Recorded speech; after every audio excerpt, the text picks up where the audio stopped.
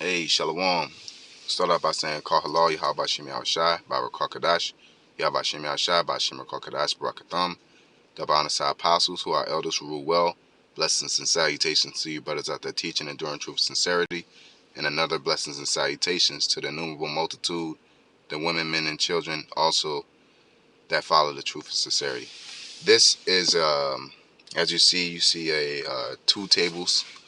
One at the top being a tough, rigid steak, the one at the bottom being a well put out steak. These are two different choices of presentation, and if I wanted to relate this to the truth, Abaratazat, this is a post-production that's actually going to be a pre-production. So, Lord will, it transitions well into what I'm about to say in the pre-production or in the post-production, what I did before. So I'm getting to it. The reason why I got two steaks is this steak represents how we present the ministry. You know what I'm saying? And the one at the top, you got one at the top, one at the bottom. When you're cooking on a carnal sense, you got to smell the food, got to see the food, and then you taste the food. If the food smells like ass, I don't care how good it tastes, such as chitlins don't taste good, but chitlins would be, it's first off, is unlawful. So I'm just going off the theory of it smells like ass but people still eat it type of deal. It's hard to eat chitlins, period. You shouldn't eat the shit, period. But if something smells like ass, you wouldn't want to eat that. That's my point, right? But Jake do it anyway, but that's neither here nor there. That's why I keep backtrack, but these niggas still be eating that shit. But you got to smell it. That's why when you go into a movie theater, they pump the popcorn through the vents of the movie theater. And when you walk in, you smell popcorn. They put it visually directly to where you got to cross that path, and they put the popcorn in a clear glass case. Okay? So now you smelt it, pump it through the vents. You're like, damn, that popcorn smells good. And then you see it. It's illuminated. It's like, oh, you know what I'm saying? Okay, now I want some popcorn. Okay? And that's how that works. So our job is to bid them to the marriage. And one must question themselves, how do you successfully do that? You know what I'm saying? How do you successfully bid someone to the marriage? How do you successfully be a minister? Because a minister is a servant. You know what I'm saying? Now, I do want to add this also. That steak at the top can be used, and is used for, certain situations when you got to be tough and hard on a person. Hey, you got to, when you're reproving, rebuking, you know what I'm saying? Really being destructive towards somebody. When you choose to be destructive in a manner of like, you're not going to make it, you blaspheme the Holy Spirit, you get the steak at the top. You know what I'm saying? You just get it how it is. You got to eat on it. Esau, you ain't going to make it. That's the type of steak they get. But the elect get the steak at the bottom, right? No easy bake oven 1, 2, 3. Just put it in a microwave steak. The elect don't deserve that steak. They deserve the steak at the bottom. And that goes into the aspect of seasoning your words with salt, which is a scripture I'm going to go through in the next audio. You know what I'm saying? Season your words with salt. Make it presentable. You know what I'm saying? So when we're on the highways, that's why it's not good to regurgitate or be a mockingbird and just repeat what somebody else said, and I'm saying it because Elder Tahar said it. No, you gotta, when the elder says it, an apostle say it, you gotta be like the Church of Berea and sift and go through the scriptures to see if it's so.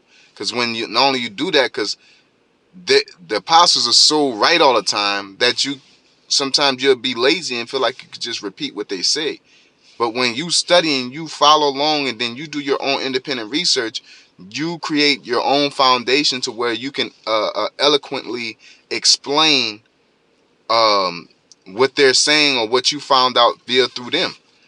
You know what I'm saying? So you got to, like, build your own foundation. You know what I'm saying? And have a solidified stance on your angle, because even though we're all one body, we speak the same thing, we have different angles and different ways we can get that message across. You know, like, you got forward masters, you got gentle masters. You got people that can use examples. You got people that can talk direct. You got people that can talk eloquently. You know what I'm saying? And only way you can be able to have control of that is if you know what the hell you're talking about, right? Only way you can cook that steak at the bottom is if you know what the hell you're doing. Because the steak at the top, anybody can do that. Put a little grease in a pan and just fry that motherfucker until it's cooked all the way through. But look how it looks, man. You know what I'm saying? So if you're delivering this, don't give that steak at the top to the elect. Take your time and make that steak at the bottom for the elect. You know what I'm saying? Take your time, put some tomatoes on there, grill them, saute them. Don't rush this, man. These people are important. You know? If you love me, feed my sheep. Just throwing slop at them and shit, man. Like, being lazy. You know? It takes skill to teach someone, to get them to understand, not to force feed them the information and to feed them how you learned it. You just sat there and read and read and read. Hey, if that's your skill level, that's your skill level. But it takes skill to explain to somebody and get them to understand how you understand, when they don't have the ability to receive it how you're able to receive it. It takes skill, man. And trust me, as a boxing coach, it's very difficult to get 20 people on the floor to punch the same way. I've learned that you got to say it certain ways and you got to deliver it in a fashion to where they understand it. You know what I'm saying? And when you can do that, you can universally teach people to be in league. You can't just sit there and tell somebody, yeah, the RFID chip is the mark of the beast. You can. That's just the steak at the top. But when you start going into the articles, you start going into the IBM, you start going into the how IBM started with the Holocaust, and they always use that to track people through letters and numbers, and the buying and selling, the charagma. You're going into every aspect to where it's undeniable. Like it says, we convince the gainsayers. You know what I'm saying? Via through what? The stability of the scriptures and the accuracy. Because if you just wing something and you're wrong in one little notion, scoffers and unbelievers will lay on that. We all know that. They'll sit on there and say, see, you were wrong about this. That means everything you said was wrong, which is not true. You know what I'm saying? But they just want something. Where you said the other day that that such and such was this car was black, but it's actually dark purple. So everything that you say is a lie. And that's what they'll do. You know what I'm saying? And hey, so be it, because they're gonna play that type of semantic, but it's important to be accurate for the elect's sake, man. Because scoffers aren't, we're not trying to convince them, but they are trying to convince, the potential elect, or who might be potential, because many are called but few are chosen. And through scoffers, they're as like the Lord said, with the seed that's poured upon the ground, the rock, and choked up with thorns. You know what I'm saying? That Satan will come and take it as soon as the word immediately gets into him. So there's different ways we can be on the highways pretty much waking the person up. And if you don't give them a solid foundation, it'll be easy for Satan to take it right away. You know what I'm saying? And at the end of the day, Satan will take it away if it's meant to be anyway. But it is hella useful to be able to present this truth eloquently. And the only way you can do that eloquently is if you're studying to get the understanding, not writing and regurgitating, you know.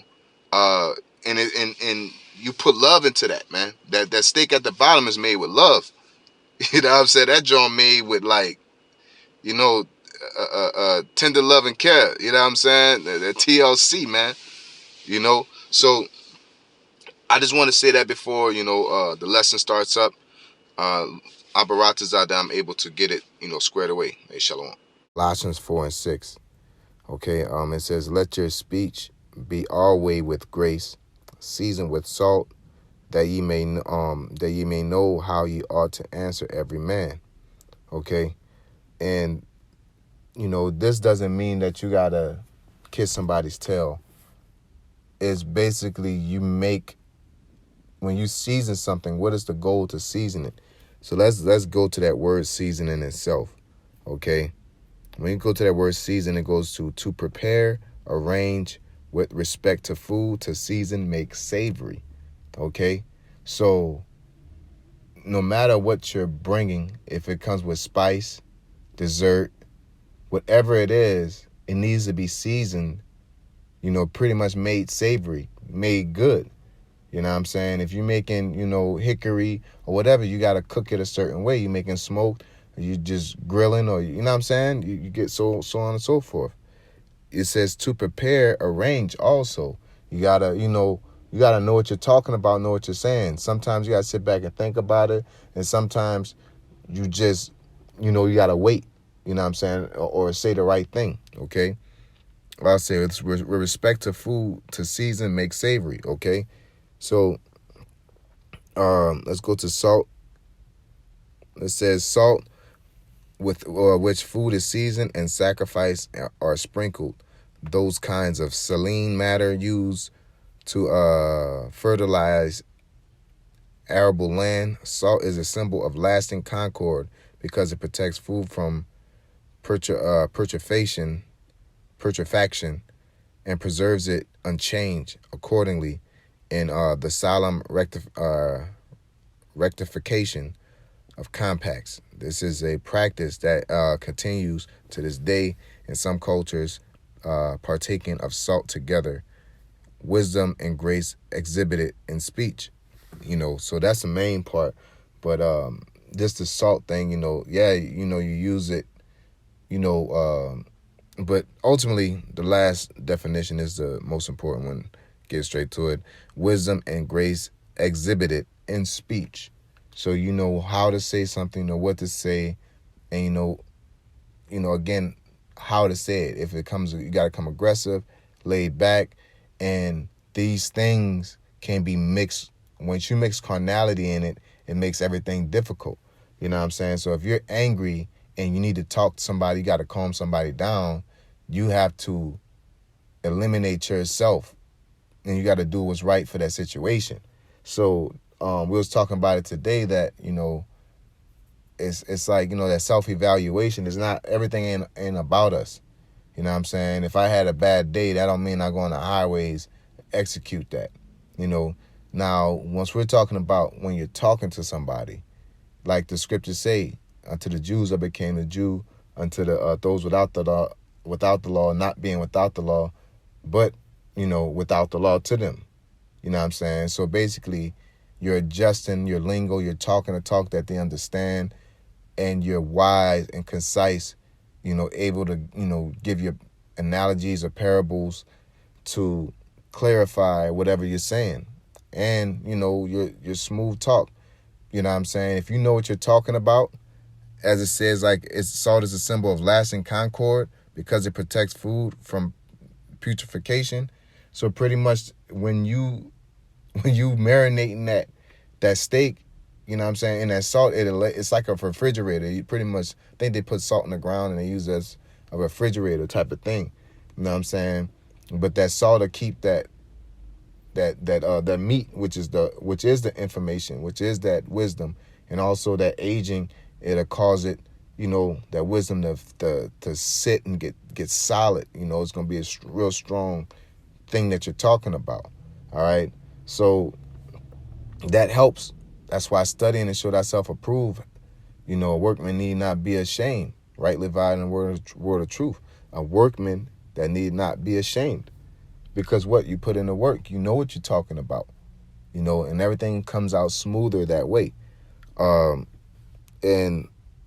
it says, see here, and let's get grace, okay?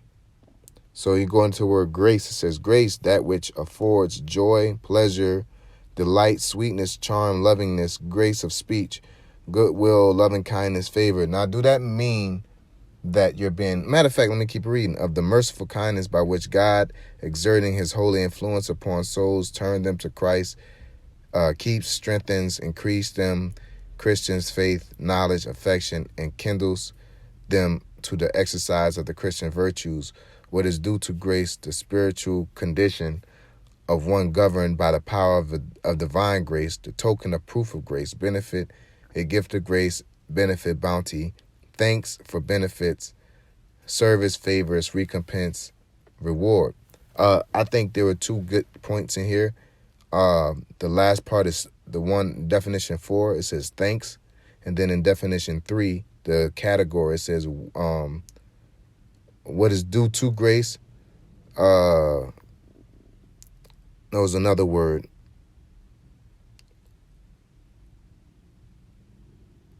All right. It says goodwill, loving kindness, favor. You know what I'm saying? Of merciful kindness by which Yahweh exerting his holy influences upon souls.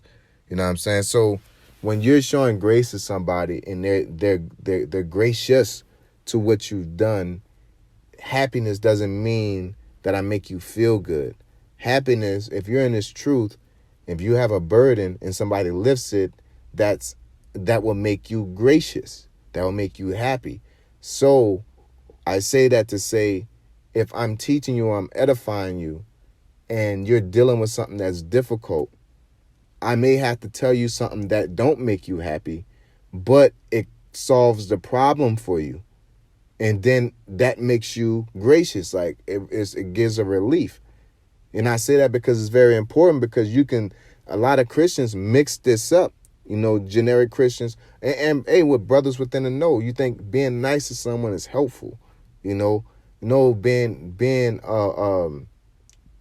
exhorting, lifting one another up, and edifying one another daily. You know what I'm saying? And also exhorting to lift them up, not to make them, hey, good job.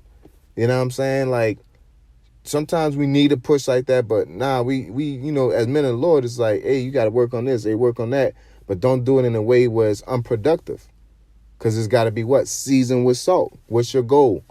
Okay, so let's go back to the scripture in itself, and we'll read it all the way through since we dealt with the words. It says, let your speech be always with grace. Okay, so acceptable, you know what I'm saying, uplifting. Okay, seasoned with salt, to the point that when you're seasoned, you're pretty much, how to deliver it for that environment, and you know how to deliver it with wisdom, which is the salt. The salt represents that wisdom, that that right flavor. You know how to add much. You're not gonna put too much salt. You're not back it off. You know how to add the habaneros, all that. You know how to do it the right way. It says that ye may know how ye ought to answer every man, because every person is different. So you got to talk to people different. You know what I'm saying? Every situation is different. It may not matter about if it's the person or not, but it may transfer into a situation of whether that situation is dire, or if it's lax and chill, you know what I'm saying? Or if that person's angry, upset, or sad, or, you know what I'm saying? And it adjusts. It adjusts. Sometimes somebody may be sad, and you gotta punch him in the shoulder, like, get the fuck up, man.